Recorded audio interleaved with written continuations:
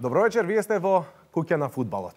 И во последното издание од 2017 година гости во Куќа на фудбалот највлијателните новинари од македонските медиуми, Махир Тачи, Алсат телевизија, Никола Ѓуровски, уредник на порталот Екипа, и Игор Ивановски, уредник во Македонски спорт. Ви благодарам што сте гости во Куќа на фудбалот. Што е одбележа 2017 година на фудбалски план, на прва кога ќе ве прашаат? Веднаш одговориме дека Европското првенство во Полска. Ѓуровски? Па Европското првенство во Полска и Суперкупот кој се одржа во Скопје. Суперкупот, Европското првенство во Полска. Имавме низа настани на фудбалски план кои на моменти на вистина не правеа еуфорични. Пласманот на Европското првенство Махир го спомена како најзначајниот, Суперкупот како настан од светски ранг. Напредокот на македонската репрезентација од 90 места, тоа што сите на некој начин не иритираше во блиското минато, сега го споменуваме, ама незначително во однос на другите настани. Толку знаеме да бидеме критични кон репрезентацијата на Македонија, па дури и кога имаме најдобри резултати статистички во годината, во постоењето на македонската репрезентација и напредокот на FIFA листата, а се уште некако срамежливо го споменуваме и тој податок. Ја мислам дека самиот пласман во некое светско или европско првенство треба да се одбележи како главен настан за нашите сите репрезентации, било кој, од кој спорт. Потоа дека на нашата репрезентација треба да се даде некаков позитивитет, ние го даваме као новинари. Кој ќе забележиме дека стварно идат работи позитивно, ти имат наша подршка на секоја доба. Но кога ќе застане, знаете какви сме ние. Веднаш ќе трчаме да дадеме веднаш криви некои наши видувања, мислења, можеме некому му смета, али тоа ние го кажуваме она што го мислиме.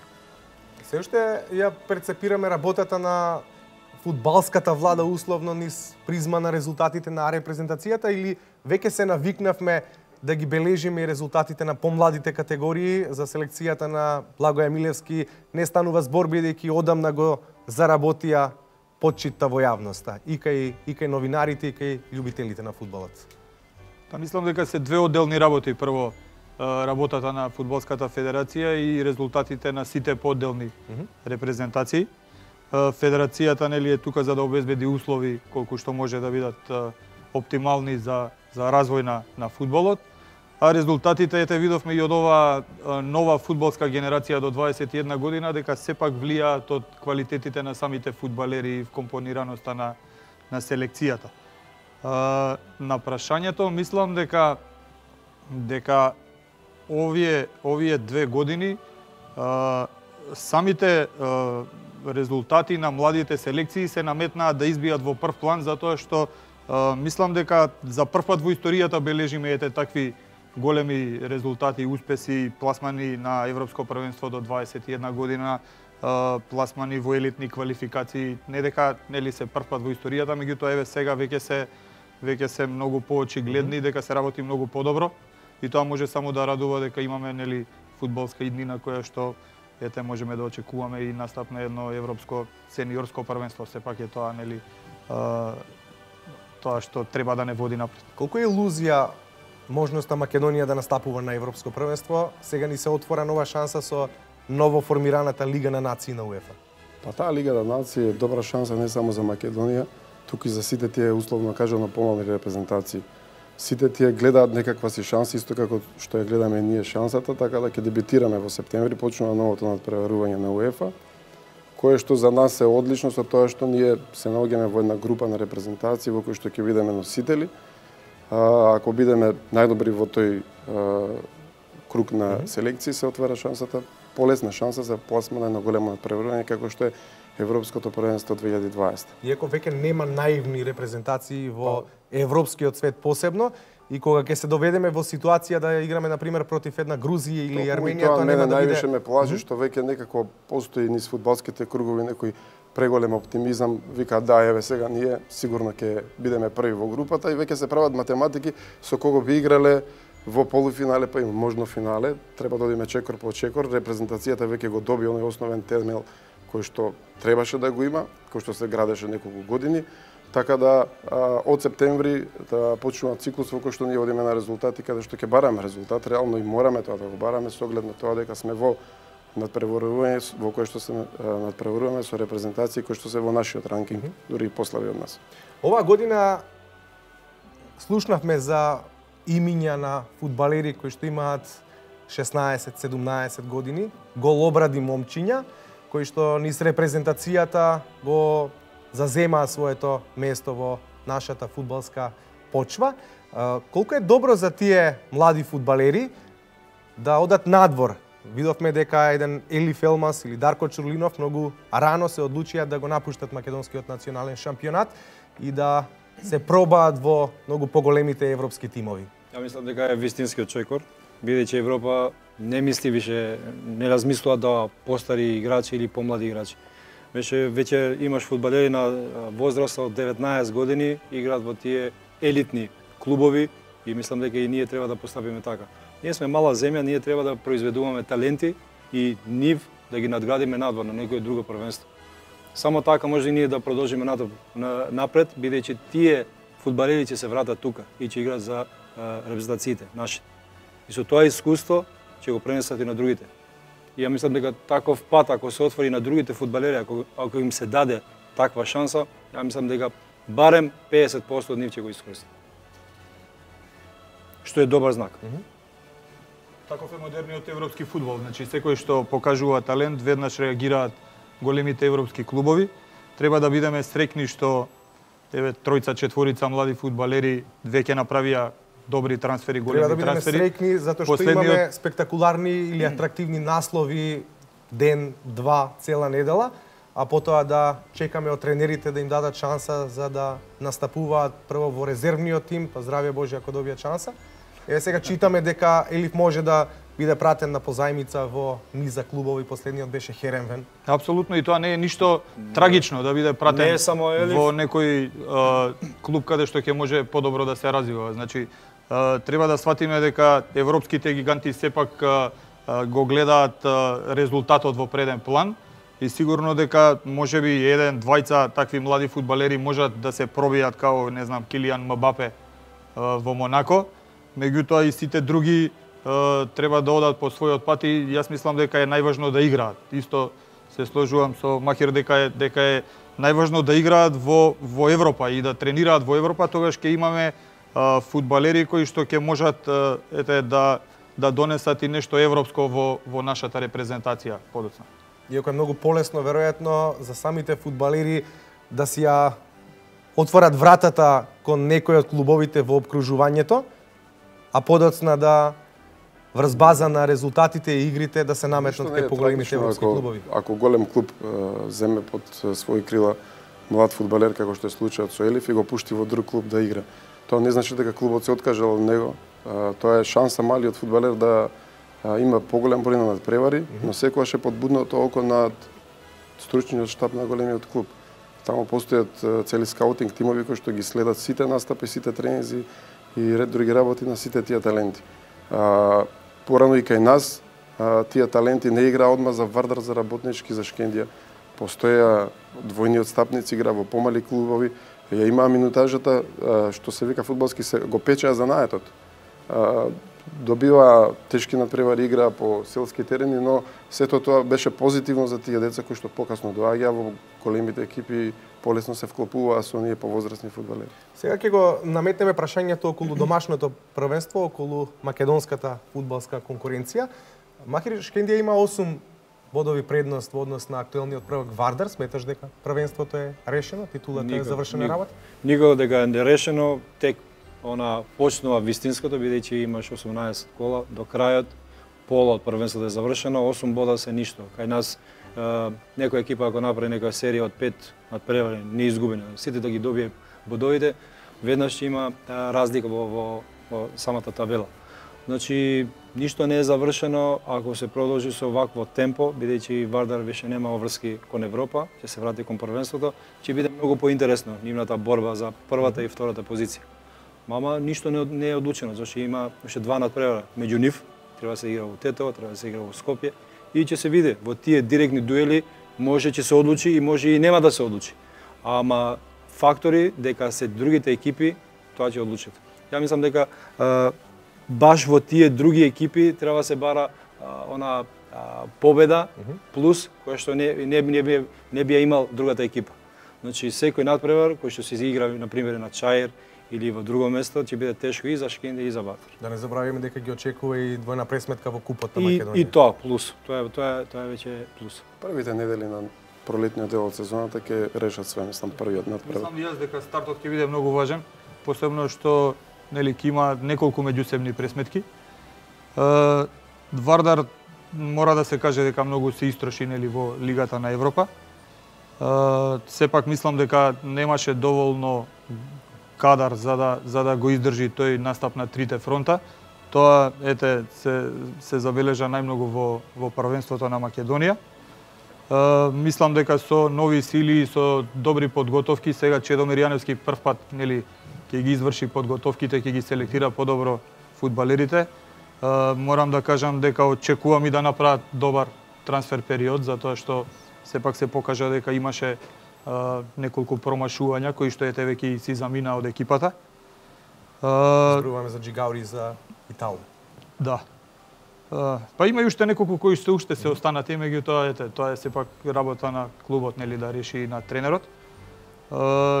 Меѓутоа секако дека Вардар има се уште реални шанси за одбрана на титулата, посебно што има две пресметки меѓусебни и што неколку надпревари каде што и Шкендија секако дека може да се лизне, што се вели, нели, да загуби бодови. Имајќи го предвид составот на Шкендија, бодовната предност, па и нема да биде трагедија Вардар во најдобрата фудбалска година со пласманот во Лигата на Европа и да не заврши на првото место, да не одбрани титулата или ќе биде шокантно за раководството. Тоа не треба да биде алиби дека играле во Лига на Европа и затоа не се први во Македонија.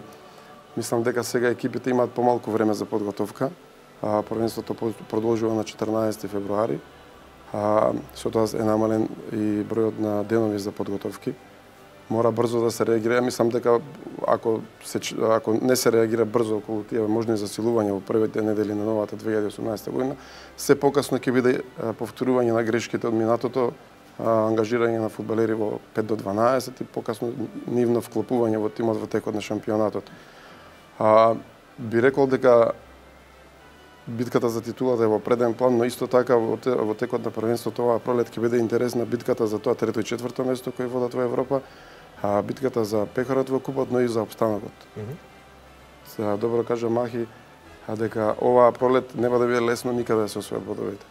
Најлошо ќе биде токму на тие екипи како Вардар и Шкендија да освојат бодови сигурни на терените каде што екипите се борат за живот. Ако за Вардар не би било шокантно да не ја одбрани титулата, би било шокантно за Битолчани веројатно ако Пелистер испадне во понизок ранг на надпреварување.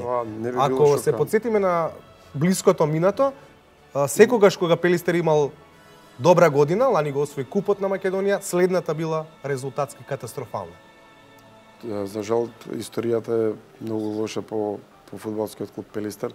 Таму се случува клубот од дното да се качи на врвот и потоа повторно некако работите доаат во лоша насока, но мислам дека таму ќе се консолидираат работите затоа што деновиве веќе има некакви најави за нови управи, за буџет, за помош од предпријатија од градот, така да според мене многу е полоша ситуацијата во Победа, каде што се случуваат некои драми, немаат стадион каде да ги играат надпреварите. Така да исто така еден голем фудбалски центар е доведен во прашање дали следната сезона ќе се надпреварува во елитното друштво. Сепак лигата е составена од 10 клуба, секој секого може да победи од 3-то до 10-то место, така да затоа е интересен фудбалот. Се доведуваме во ситуација да разговараме Победа нема стадион во 2017 година, а знаеме пред колку години УЕФА со помош на хет-трик програма, можеби 7, 8 па и 10 години наназад, вложуваше еден куп пари во тој стадион Гоце Делчев, како и на стадионот на Шкупи во Чаир. Тоа веројатно сите треба да го сватиме и многу сериозно, меѓутоа и да се наметне прашањето околу начинот на кој што се трошеле тие средства и начинот на кој што се грижат институциите сега за терените, за стадионите, за игралиштата на кои што се тренира и на кои што се играат надпревари? Ја мислам дека треба да се трне веќе политиката од спортот и од самиот фудбал. Ако се трне како спонзори да застанат сегаш општини, никогаш нема да идат тие клубови кои што се финансираат директно. Со промена на власта сегаш ќе дојде друга власт и ќе измени сите тие финансиите. Затоа јас мислам дека време е веќе клубовите да се свртат на другата страна. Да се трнат до таа политика и да најдат стабилни и здрави спонзори со кои што ќе имаат и средства и плюс и публика. Многу е важно тој сегмент и самата публика. Со доаѓањето на стадионот, значи се популаризира више фудбал. Кај нас имаш дерби надпревар меѓу Вардар и Работнички, на градски 100 души. Тоа никаде го нема. Значи ако е дерби, стварно дерби, треба да бидат преполни и тие стадиони. Се појавуваат веќе од чаир, имаш публика кои што доаѓаат, али самиот терен не чини. Треба да направиме. Чија е одговорноста за тоа? Ја мислам дека тие раководни луѓе треба да сватат дека веќе треба да вложат во таа инфраструктура. Раководните луѓе на клубот? Да. Треба да се обратат или кај луѓето од Фудбалска федерација со нивна помош, или од другата страна да најдат спонзори. А ако не можат спонзори, тогаш од Фудбалска федерација ќе им дадат некоја насока каде треба да се барат тие средства. Иако ние понекогаш во нашите разговори ќе кажеме па нашиот фудбал и не е воопшто на тоа рамниште на кое го сметаме, имајќи ги в предвид условите во кои играат и се надпреваруваат екипите. Апсолутно, значи инфраструктурата ни е катастрофална, тоа секогаш го тврдам и дај Боже во нареднава деценија да се промени. Значи ние немаме ниту еден клуб што се вели кој што има свој стадион. Значи, од друга страна, клубовите излегуваат и плачат во наводници дека треба да платат толку и толку пари за да играат на националната арена.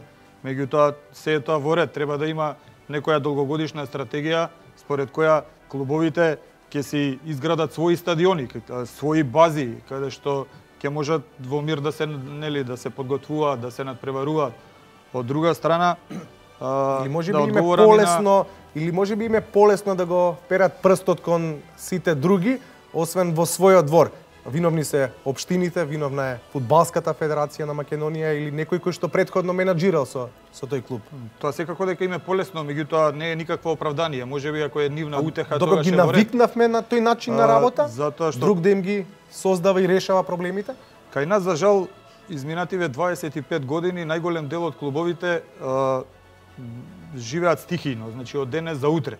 Еве и Пелистере токму таков пример. Значи доаѓаат инстант спонзори кои што прават некоја си своја маркетиншка кампања 6 месеци.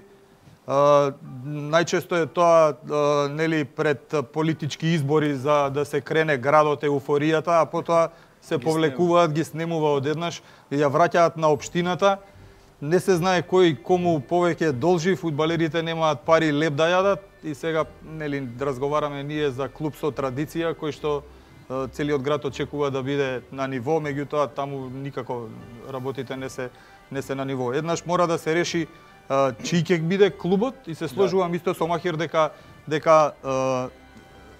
тој дел со општините секако дека треба да помагаат, меѓутоа тие не можат на своји плеки да ги носат клубовите и спортот во целина во Македонија, затоа што тоа сепак навлегуваме во делот кога политиката ве врти како што таа сака. И тогаш едноставно нема развој на спортот, туку нешто што се вели кој како ќе гласа за мене на следните избори. Не чувствувате дека премногу во овие 15 на минути ја споменуваме политиката и влијанието на спортот? Таков ни е секојдневниот живот. Таква ни е државата. Не само спортот, во секоја сфера во нашето живење луѓето се преокупирани со политика. Од тука и проблемите настануваат и во спортот, каде што секој што се занимава во политика сака да биде главен и во спортот. Секој што е некој си фактор во политика мисли дека е најдобар селектор, најдобар менаџер или најдобар спонзор. А импровизациите во македонскиот спорт глобално доведува до ова што сега гледаме. Ние немаме менаџерски кадар во спортските клубови, не само во фудбалот, него и во останатите спортови. Немаме долгорочни стратегии. Имаме стратегија денеска за утре, импровизација и толку. Ќе се потрошат парите кои што се одредени и после тоа не знаеме на каде одиме. Тоа се случува, рече се, во сите клубови. Сведоци сме во изминатите 25 години дека и во најголемите клубови се случувале катастрофални периоди на безпарици, кризи и на ред други работи. Мислам дека тука дали самите федерации, дали не знам кои, треба да се воведе некоја си нова сфера, нова струка на менаџирање на клубови спортски. Ме радува податокот што веќе 23 личности длабоко навлегуваат во таа професија, веќе ги отвараат вратите во Европа. Некои работат и во фудбалски клубови и одат во добра насока. Сето тоа треба да донесе и резултат во работата на клубот. Значи, додека не сватат дека фудбалот, овој елитниот, е професионален и дека треба да се следат примерите на големите лиги, а не на општинските лиги, тогаш ние ќе можеме да очекуваме некаков напредок. Кај нас, доколку се појави некој талент, веднаш се спомнуваат милионски цифри. Во одредени држави постои менаџерска стратегија во која што се вика ви го даваме талентот без пари.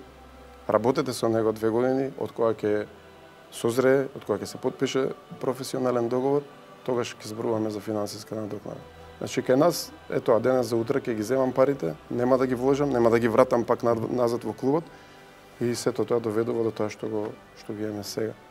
Ама еве, например, кога Фудбалската федерација на Македонија го промовираше стратегискиот план за 10 години, од 2016 до 2026, многумина, па дел и од нас, од нашата фела, со насмевка, со презир гледа на пласманот во бараж на македонската репрезентација до 21 година. Истата година таа репрезентација не само што не обезбеди бараж, туку играше на Европско првенство. Колку ние можеме да избегаме од тој виртуелен свет, колку можеме да влијаеме позитивно на нешто што е напишано и некои луѓе кои во суштина го вадат и црното од под ногти за да го обезбедат тој резултат или да го остварат тој план кој што е напишан на хартија, значи 10 години работење на една федерација или институција. Можеме ние да критикуваме или да фалиме колку што сакаме, меѓутоа кога е првата лига и клубовите во прашање, сите се тие приватни клубови, најголемиот дел, акционерски друштва, каде што секако сопственикот ја има најважната улога, нели? Колку ќе вложиш, толку веројатно и ќе ти се врати, секако ако знаеш како да работиш со клубот. Од друга страна, треба еднаш за секогаш да се прекине со тоа дека некој друг е виновен, дека нели немам стадион, зошто немам, ајде попушти ми, дај да не платам, да платам половина или воопшто да не платам, ама знаеш како нема да се доигра првенството и тоа така годините се минуваат, цела Европа оди напред, ние тапкаме во место на тој план. Значи, не можам да сватам како клубови кои што ги имаат барем на располагање општинските стадиони, не вложуваат барем во промена на тревникот. Значи, кога оттаму, барем тоа е лесно, значи ќе извадиш една анализа од некој европски клуб, ќе видиш дека затоа ти се повредуваат фудбалерите, затоа не можеш да отвориш добри резултати. Едноставно се е стихијно и едва и да има заплати. Значи, во една таква ситуација ние за врвен спорт не можеме да зборуваме во државата и токму затоа велиме политика. Мислам дека премногу пари во државата, да не речам сите, се вртат во политиката. Редно време е малку повеќе да се вложи во спортот, меѓутоа да им се остави, што вели Игор, на спортските менаџери и на спортските личности да ги водат, да ги менаџираат тие пари. Затоа што и сега имаме ние, нели, дали во фудбалот, дали во другите спортови, кога градоначалникот ги купува фудбалерите, кошаркарите, а тоа сепак, нели, не е доволно стручен за таква работа. Меѓутоа мисли дека тој ги дава парите, па може тој да прави што сака. Потребна едукација на луѓето што продолжуваат. Значи не е исто сега сум играл до вчера фудбал и сега ќе седнам, ќе видам директор и ќе го водам клубот. Треба менаџерски способности. Треба одреден период на учење, на стажирање, а не кај нас завршуваат со фудбалска кариера и веднаш директори. Оваа година 2017 Македонија играше на Европско првенство. Струмица доби категорија 3. Зборуваме за стадионот, за младост.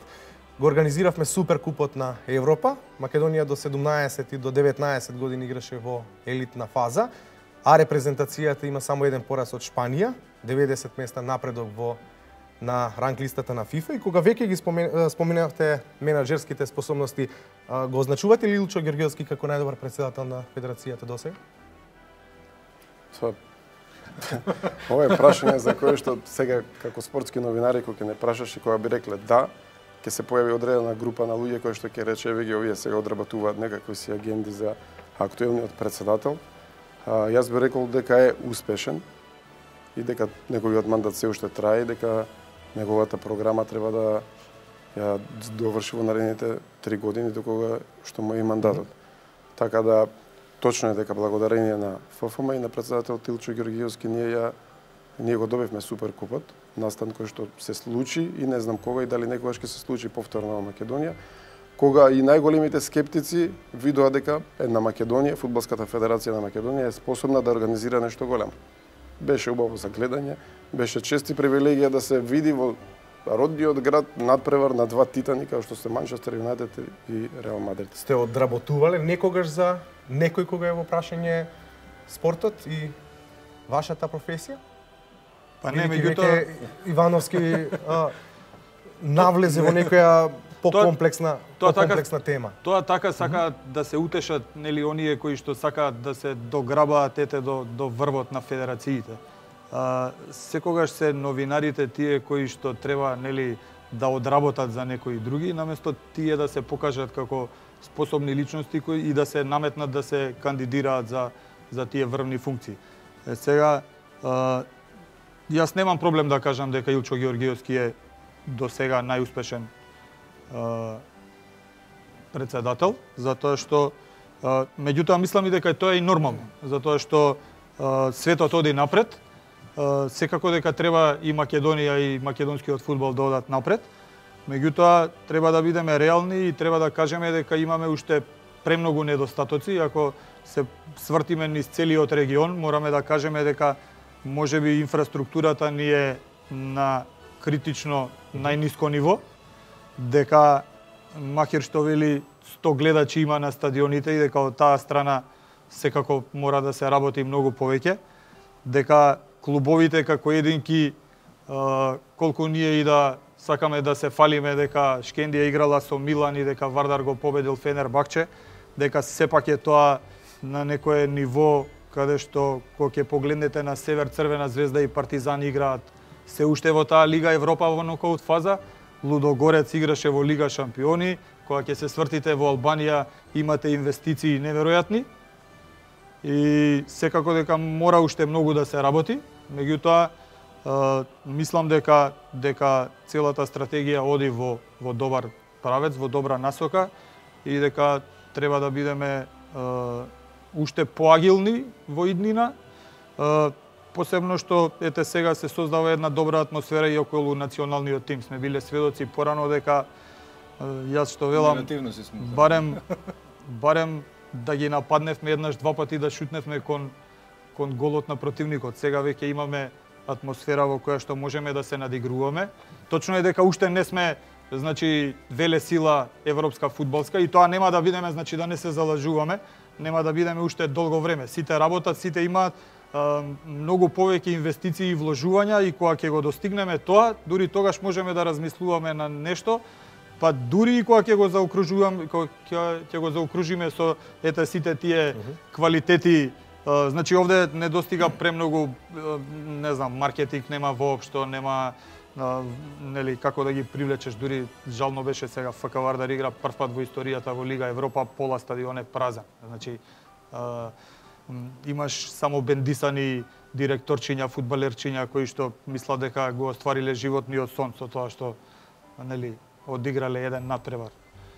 И кога тоа ќе се смени, кога ќе се гледа секогаш секој нареден ден за успех и за уште повеќе да се направи во фудбалот и во спортот воопшто, тогаш можеме да ги достигнеме. Се уште мислам дека сме за жал дури и во регионот на поранешна Југославија некаде на самото дно или тука некаде. Само пред Махир да го прашаш да се доискажам околу темата претседател ФФМ. Најдобар. А со кого не го рамнеме, кажеме? што имаме претходно за да кажеме дека во фудбалот некој нешто направил и сега тој... Ако ме прашувате дали сме имали европско првенство, сме немале ништо не. од тоа. Значи сме немале ништо од тоа. Суперкуп, Сме имале донации кои што никој не гледаме каде се наменети. Сме имале ред други работи. Сме немале никакви резултати. Точно во одреден период репрезентацијата имала најдобар рейтинг додека бил Сречко Катанец за селектор, но сме немале никакви резултати во младите категории кои речеси и не сме ги прателе оние до 17 до 19 години затоа што играле 2-3 пати во годината. Сега тие деца играат по 2-3 пати во текот на месецот и постојат одредени фудбалери кои што се во таа U19 репрезентација, кои што веќе имаат повише настапи од Гоце Седловски во репрезентација 100.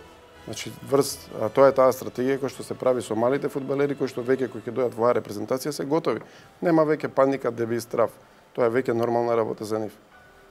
Нормално е еден Елиф да седи заедно со Пандев. Бевме сведоци во Израел, асистенција на Елиф Пандев дава гол. И тоа е најголемата победа на македонската фудбалска репрезентација во историјата, со најдобро рангирана репрезентација на гостински терен. Таа никој не ја спомнува. Бев последен надпреварот со двајцата. Еден Горан Пандев вика, овој Малјов ќе го биде. Значи, нема тука суети повеќе. Едноставно, малите фудбалери се прифатени како готови играчи и дека оние имаат поголемата самодоверба кога се во друштвото на оние кои што за нив до вчера биле идоли и ги гледале на телевизија. Затоа и ќе кажам, Илчо Ѓоргиевски си ја работи својата агенда и треба да продолжи, не да застане тука, еве сега јас направив и најдобар сум и готово. Значи, треба следни предизвици, еве репрезентација, U19 да оди на... Значи, никогаш не треба да се задоволиме со тоа што сме го постигнале во моментот. Затоа и кажувам, нема со што да споредиме во минатото за да кажеме сега дали е добар, најдобар или ќе биде уште подобар. Се уште ќе го поставуваме. поставуваме. Да се надоврзам на Гаиди. Ја мислам дека ова е само почеток. Значи не сме се научиле порано да имаме успеси, еве, имаш U17, U19, U27 и нашата репрезентација. Порано не сме ги имали. Сега ги имаме и сега треба да се надградиме. Не е веќе ова да застанеме тука и сега готово, толку, не знаеме повеќе. Не, ова е почеток. Значи не чека уште други циклуси и нашата цел да бидеме на европско првенство. Албанија беше. Зошто ние да не бидеме дел на тоа дел на европското првенство? Зошто да не биде? На крај од разговорот уште едно прашање кое сега го наметнавме, зошто да не бидеме на европско првенство. Колку е битен Горан Пандев за македонскиот репрезентативен тим и колку е важно Горан Пандев да биде дел од составот кој ќе игра во таа Лига на нации, во квалификациите кои ги знаеме, во формата која што ја знаеме, за да биде предводник на оваа репрезентација, македонски репрезентативци, која рака на срце има неколку млади фудбалери кои играат на високо ниво.